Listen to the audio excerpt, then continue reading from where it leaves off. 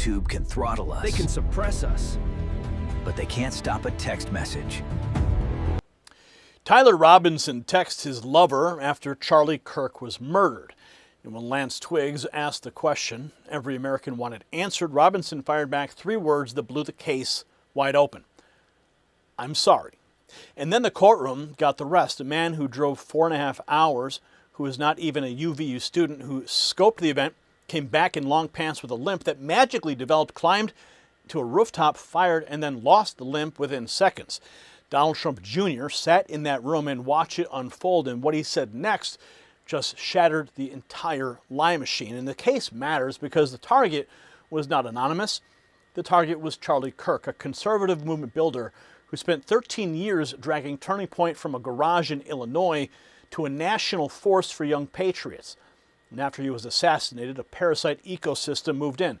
Candace Owens and a swarm of click addicts smeared Erica Kirk, tormented a widow, and pumped internet sludge into a grieving family's worst nightmare. And while that filth spread, the courtroom stacked nearly 60 exhibits, minute-by-minute surveillance text messages, and witness testimony that ripped the defense to pieces. And Donald Trump Jr. did not rely on rumor. He walked into that courtroom, saw the evidence with his own eyes, and said it was very clear that Tyler Robinson will be found guilty. He also exposed the defense for what it is: stall tactics and panic. And looming over all of it sits an outrageous security failure. 6 officers on duty. No real game plan. A major Turning Point event left exposed. Patriots deserve justice, and they deserve the full truth in public. And when a courtroom lays out nearly 60 exhibits in a vanished limp, you start thinking about evidence in your own life too. When did you last feel genuinely recovered, not just rested? Jonathan Otto and his company Red Life built a medbed hack around a cellular energy focus. If your mitochondria miss the right frequencies of light and the right electromagnetic environment, you get less energy production, slower recovery, and slower repair. And that's where Red Light Therapy and PEMF come in. 2 clinically studied wellness technologies, specific wavelengths that help boost cellular energy production and natural repair processes, while gentle electromagnetic pulses support circulation, recovery, and function. This MedBed hack uses 10 clinically studied wavelengths, advanced dual chip technology, and up to twice the power in just 30 minutes a day right from home.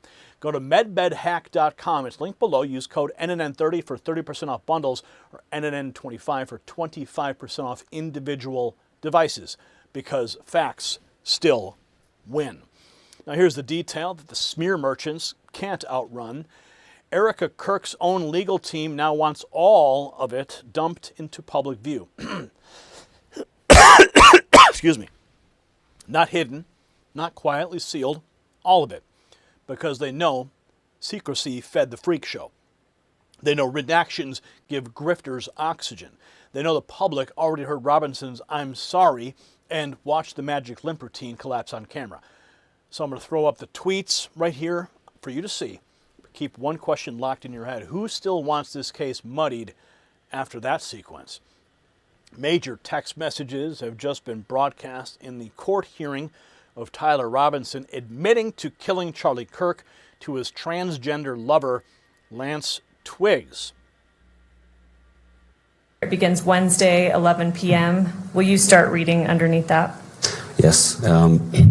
So this would have been from Tyler. It says, drop what you're doing, look under your keyboard. And I apologize. Let me stop you there. How do you know that that message would have been from Tyler Robinson? That's just, so any of the messages in gray would be from Tyler, and the messages in blue would be from Lance. It's just the way the iPhone distinguishes the messages. And also Lance in his interview also acknowledges that, who was saying what. And up at the top, who do we see that this thread is between? Tyler. All right, sorry to interrupt you. So read that again, starting from look under the keyboard. So after that, then Lance responds, he says, what? And then he says, you're joking, right? And then Tyler says, fuck, I tried to delete that. If we could scroll down to page 2. And if you can continue reading along. Okay. And Tyler says, I'm still okay, my love, but I'm stuck in Orem for a little while longer yet. Shouldn't be long until I can come home, but gotta grab my rifle still. To be honest, I had hoped to keep this secret till I died of old age. I am sorry to involve you. And then Lance replies, you weren't the one who did it, right? And Tyler says, I am, I'm sorry. Lance says, I thought they caught the person. And then Tyler says, no, they grabbed some crazy old dude and interrogated someone in similar clothing. I had planned to grab my rifle from the drop point shortly after, but most of that side of town got locked down. It's quiet, almost enough to get out, but there's one vehicle lingering. If we could scroll down to page 3.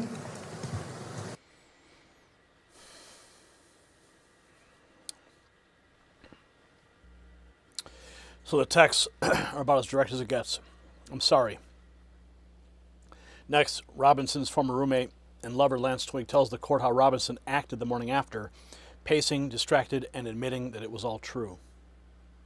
When did you first see him on September 11th? So this is the day after the shooting? Yeah, I saw him when I woke up. Like I said, he was up and around doing a lot of stuff around the house. And then I think I saw him after that message where I said I'll come home and say I'm doing laundry, because I didn't want him going to my parents' house right then when he said there was probably cops outside. So I went back home, and it was just him there, and I said bye to him, and then he drove off. So I just went back to my parents' house.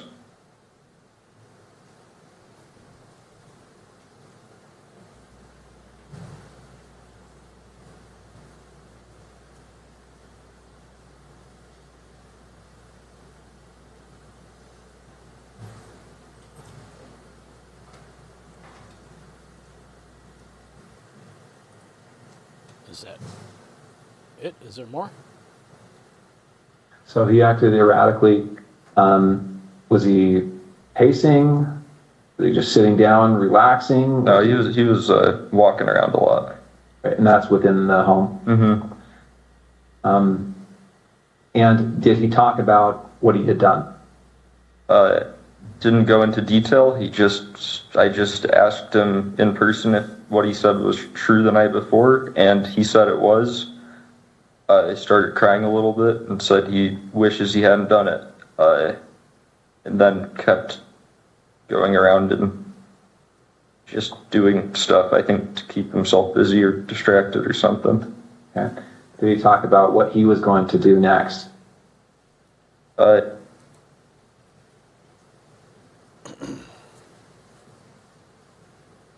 And then eventually said that he would talk to his parents or turn himself over. And I'm seeing some of your comments here. I'm a tool. Candace Owens should be hired as legal team. She's on the money. No, I completely disagree with you guys on that point. 100%. This whole thing is going to prove that Candace Owens was wrong from the very beginning. She'll be the one doing the apologizing when it's her turn to go to court. When she gets sued into oblivion by Erica Kirk and Kirk's family. So you heard Twiggs describe the behavior after the shooting. Now the courtroom focus shifts to the human cost as Erica Kirk breaks down while the messages are read and Charlie's family tries to hold her up. She was heard crying in the courtroom. His chair, scratching his nose, looked uncomfortable with the text messages on the screen. Erica Kirk was looking down, leaning forward, not looking at the screen, showing the text. When they got to the part about Lance asking Tyler in the text, does he need the rifle for hunting, that kind of stuff, that's when Erica audibly began crying. Tyler's mom was also crying at that point, not audibly. She was wiping her eyes. Charlie's mom had her hand on Erica's upper arm, shoulder. They're both tearful. Just getting some of the action inside the courtroom there as all of this unfolds. And you can imagine for Erica Kirk to hear all of this just has to be devastating, again, because it's just like right back in her face again. That's right. I mean, she's reliving the most traumatic experience that someone could potentially go through. And against the backdrop of people who are attempting to profit off of this situation by spreading lies and outrageous theories, in the aggregate, it doesn't really get much worse than what she's going through. So while the media circus keeps spinning lies, the family's reliving this nightmare. Next, Erica Kirk's legal team makes a clear demand: open the evidence and stop giving conspiracy peddlers room to operate. Kirk's legal team announcing a new court motion demanding all evidence be made public, arguing, quote, at certain points throughout the preliminary hearing, the Kirk family sat in the room while evidence was admitted but not presented for their viewing. They were present in body, yet denied the very thing their presence was meant to secure: their ability to meaningfully observe the preliminary hearing in the absence of transparency. Speculation and conspiracy theories related to the tragic assassination of Mr. Kirk will continue to proliferate in the public domain, breeding doubt and distrust in the judicial system. Now, this comes just hours before the court is expected to hear redacted audio testimony from the ex-roommate of the suspect accused of assassinating Charlie Kirk. Fox News contributor and criminal defense. So the push for transparency goes straight at the rumor mill. And now one of the biggest claims take a hit. Candace says it wasn't Tyler in the videos, but Tyler Robinson's own mother identified him. Candace claims it's not Tyler Robinson in the videos, but Tyler Robinson's own mother identified him from those videos. Think very carefully, America. Yeah. So much for the cover story. Next, Donald Trump Jr. lays out why he says the case is over, from the limp to the rooftop to the long object that looked like a gun.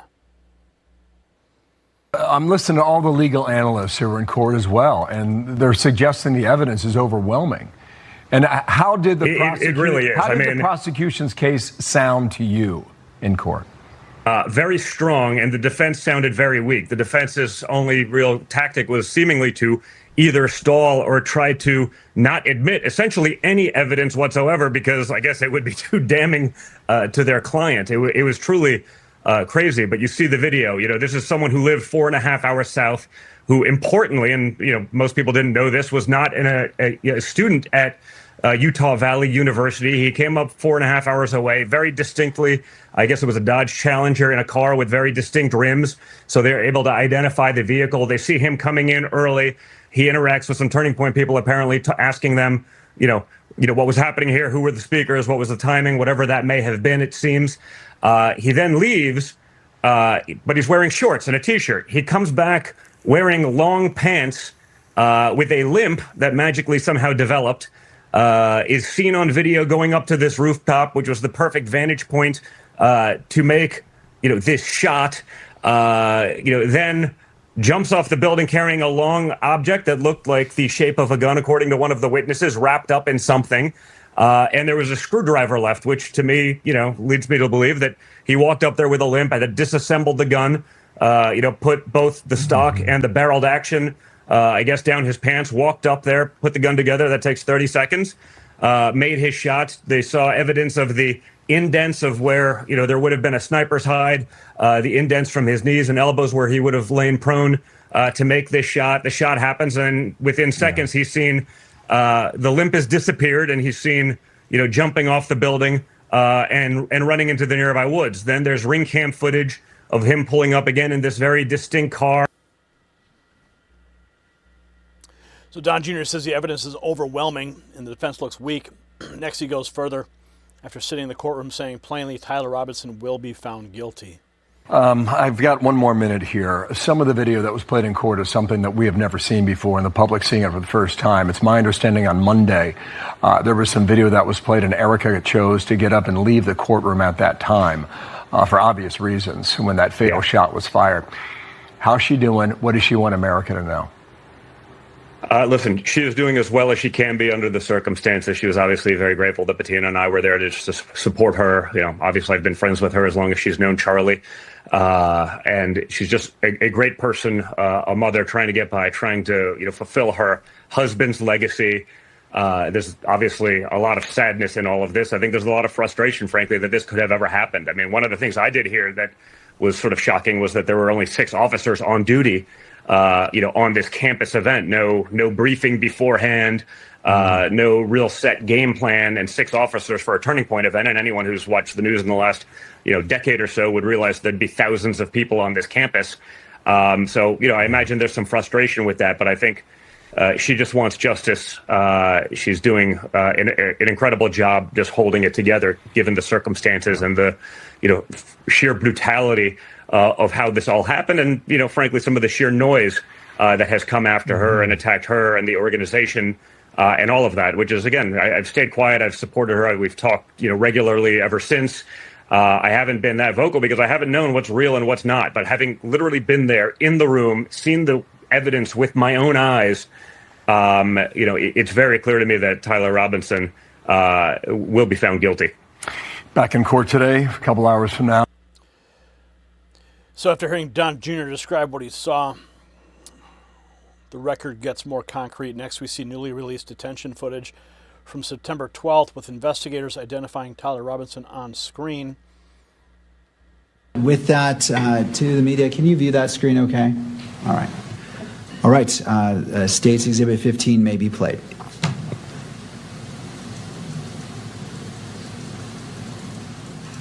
And Agent Davis, who are we seeing here? That's Tyler Robinson. And although we are watching it on video, what is he wearing at this time? He's wearing a dark colored baseball cap with I believe it's maybe the Hurley symbol on it, like a white symbol on front. It's a burgundy short sleeve shirt with no graphics. It's blue jeans and gray and white tennis shoes. I believe they're Converse style tennis shoes. Thank you. Was Mr. Robinson, you stated that he was arrested in the early hours of September 12th, is that right? Yes, that's correct. Did he remain in Washington County Sheriff's Office, or was he taken somewhere else? No, he was transported from there to the Utah County Jail.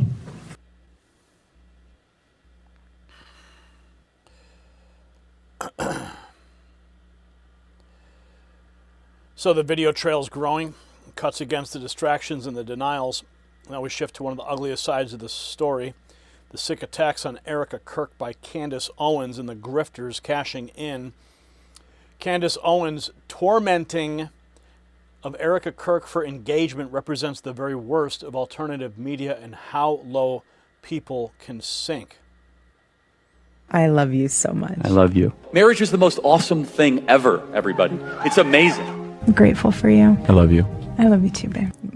Good evening. My name is Erica Kirk. Charlie Kirk is my husband. We recognize there is something deeply wrong and evil about Erica Kirk. Something is not right with Erica Kirk.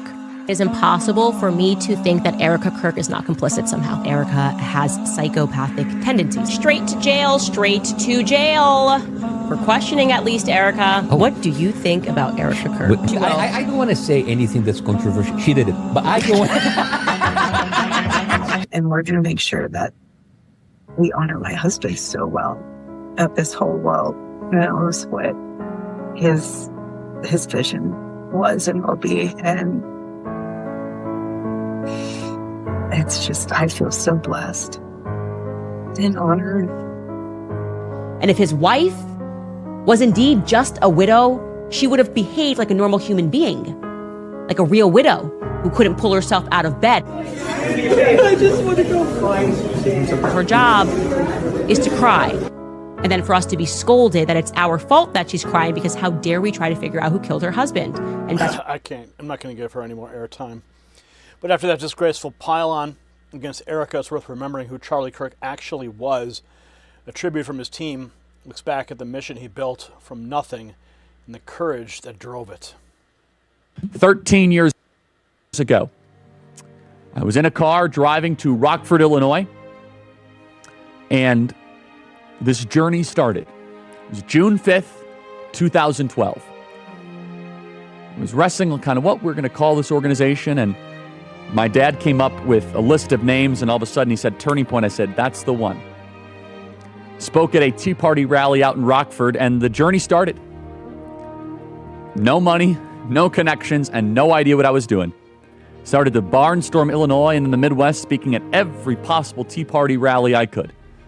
That was the garage that we literally started in Lamont, Illinois. I had burning desire. Looking back at it, I wanted to grow this thing more than anything imaginable. I poured every part of my being into this. And now we are 13 years old. We are a teenager defying all the odds, and only made possible thanks to God Almighty blessing us every step of the way. He was 18. No money, no map, only a call from God.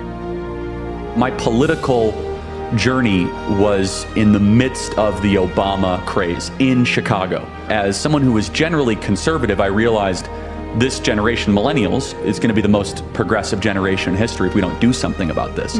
We're active in about 15 campuses, and we're growing very, very quickly. And keep in mind, this is not just a flash in the pan movement. We're going to become an institution to give them the power and the confidence to stand up and let their voice be heard. I was 18, no idea what I was doing, no connections, no money, unlimited energy, enthusiasm, and I actually thought this was possible, which was kind of crazy if you think about it.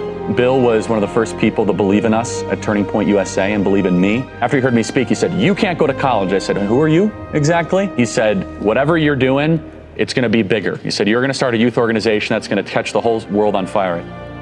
Only in America can a young man with a dream change the world. So starting in that garage in Lamont, Illinois that Bill had for us at 217.5 Illinois Street and growing from that forward was a battle. So the first year, we raised $20,000, which at the time was an unbelievable amount of money, right? We didn't have an office, we didn't have a staff. It was just me just traveling the country doing this, pure grit, pure energy. And I was driven by core ideas and core principles that we should be thankful, not angry to live in this country. Would you agree? We should be thankful, we should be kissing the ground and saying we are the luckiest human beings ever to exist, that we are able to live in this country at this time. You know, it's wild because just before COVID, I sat down with Bill Montgomery. We had coffee, and he saw something in me that he wanted to accelerate. And we were getting ready to join forces and work with Bill Montgomery and to take a greater, deeper role with Charlie in Turning Point. And then sadly, COVID took this nation, the world by storm. And then Bill Montgomery died from COVID. And I'll never forget that, never forget hearing that. And knowing and hearing that story directly from Bill Montgomery when he sat across from me about how he saw Charlie Kirk give that speech and inspired him to take action to build Turning Point. And to know that I was sitting across from the man who helped handpick Charlie Kirk, and now he was getting ready to handpick me.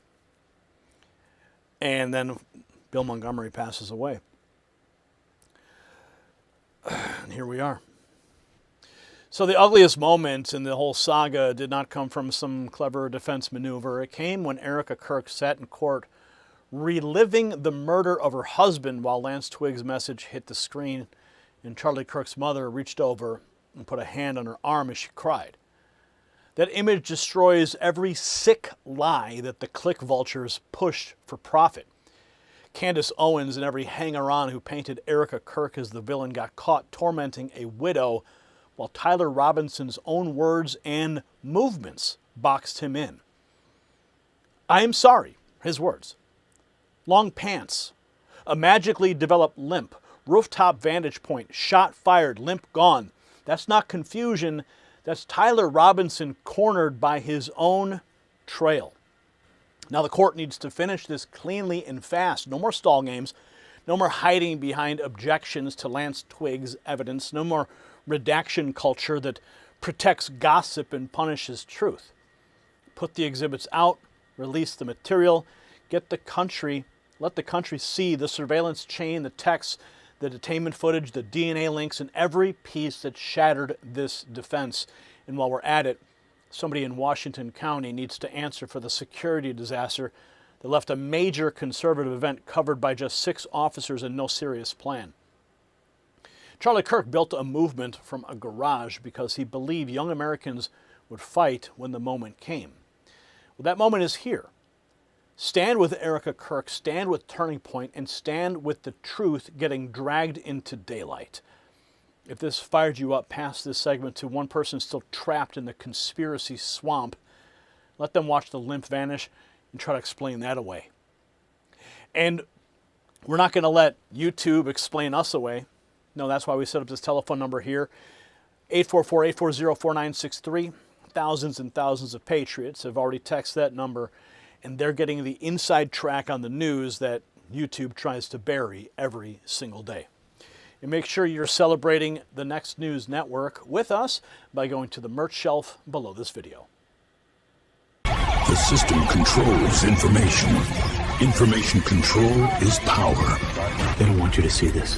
The truth only survives together. They don't want this. Share this now.